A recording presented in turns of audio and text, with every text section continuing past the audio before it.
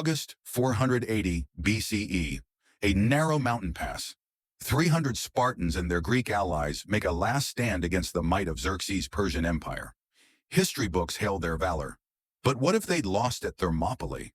What if Persia had crushed the Greek rearguard instead of being stalled? In the next 20 minutes, we'll explore how a Persian victory here could have reshaped Western civilization, from Athenian democracy in the Hellenic Golden Age to the Roman Empire, the rise of Christianity, and even our modern world. Ready? Let's march into an alternative past. To understand the pivot, we must first revisit the real timeline.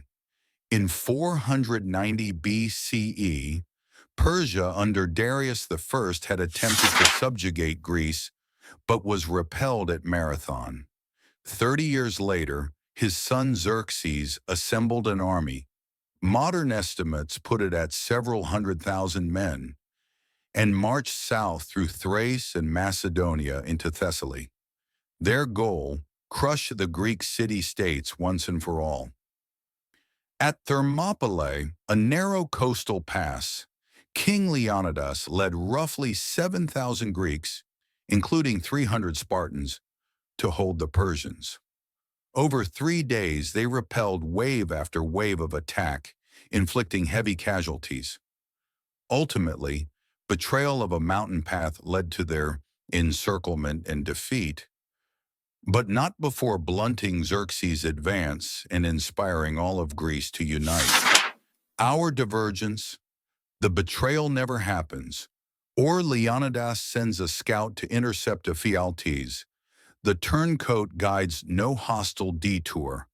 On day 3, rather than being surrounded, the 300 hold firm just long enough for reinforcements from Thessaly to arrive. The Greek line collapses under sheer numbers, and Persia breaks through. Spartans die, but Xerxes' army surges south. In this scenario, Athens falls swiftly, Thebes and Corinth capitulate, and by winter 480 BCE, mainland Greece lies under Persian suzerainty. No Marathon-style rally, no Thermopylae legend fueling pan-Hellenic unity. Immediately, Xerxes establishes satraps, Persian governors in Athens, Sparta, and allied states. He allows local elites to retain ceremonial roles, but sovereignty rests with the great king. Democracies are suspended. Sparta's dual kingship is reduced to a puppet monarchy. Without a Greek revolt at Plataea in 479 BCE, Persia consolidates its hold in southern Greece, leaving only Crete and some Aegean islands unconquered. The Ionian cities, which historically rebelled in 499 BCE, now remain loyal, providing ships for Persia's fleet. Athenian thinkers like Socrates, Plato, and later Aristotle never experienced the crucible of war and the freedom ethos that spurred their philosophies. Instead, a cross-pollination occurs. Greek scholars travel to Susa and Persepolis. Persian administrative and legal concepts blend with local customs. The famed Athenian Golden Age is replaced by a Perso-Hellenic cultural renaissance centered not in Athens but in Persepolis. Architecture fuses Greek column styles with Persian palatial complexes. Literature emerges in bilingual form. With Greece pacified, Persia redirects its army west. Thracian and Macedonian regions become staging grounds. King Alexander of Macedon is a minor satrap rather than an independent king. No Macedonian ascendancy, no Alexander the Great's conquests. Meanwhile, Carthage in the west grows uneasy as Persian influence creeps around the eastern Mediterranean. Naval skirmishes erupt off Cyprus and Crete, but without a strong Greece to back Rome's distant allies, Rome remains a regional Italian power rather than a future Mediterranean hegemon. In our timeline, Roman elites borrowed heavily from Greek law, philosophy, and culture.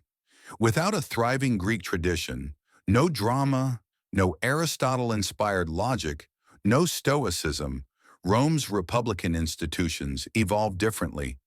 Italian city-states do emerge, but their civic models lean more on Etruscan and Italic customs. The concept of citizenship lacks the universalist bent of Roman law. As a result, the Republic never expands beyond Magna Graecia. There is no empire stretching to Britannia, instead a patchwork of client kingdoms under Persian naval power. Christianity's origins in a Roman Judea under relative peace never occur. Instead, a Zoroastrian-influenced syncretic faith forms across the empire, merging Mithraic, Jewish, and Hellenic elements. Let's call it Mithra-Jew Hellenism. Without Constantine and the Edict of Milan, 313 CE, there is no state-sponsored Christianity. The religious map of Eurasia becomes radically different. A Persian-style Zoroastrianism dominates from India to Greece. Fast forward to the medieval age. The Byzantine Empire never forms. Its core is simply the Western satrapate of Persia. Persian becomes the lingua franca of the Mediterranean. The Islamic conquests of the 7th century never happened in the same way. Persia's Zoroastrian state better resists Arab armies, leading to a slower, more syncretic spread of Islam or an entirely different religion. The Crusades? They might instead be pilgrimages of the West, Latin-speaking Catholics traveling to Persian holy sites, or they never occur at all. By the 15th century, Portugal and Spain still push west, but face a well-entrenched Persian naval presence in the Mediterranean. The Americas are discovered but colonized by a joint Iberian-Persian alliance, or contested turf between European and Persian trading companies. In our era, national borders look different. Greece is a northern province of today's Iranian state. English is a fringe language, taught as a classical curiosity. Democracy as we know it evolved under different philosophical roots, perhaps a blend of Perso-Hellenic consultative councils rather than Athenian assemblies. Science and technology bear Persian signatures. Heliocentric astronomy might arise from scholarship in Isfahan, not Copernicus in Poland. Our gadgets, cars, or even the internet carry names translated from Farsi textbooks. A single ambush averted, and the course of Western civilization is unrecognizable. From philosophy and religion to empires and languages, the ripple effects of a Persian triumph at Thermopylae are staggering.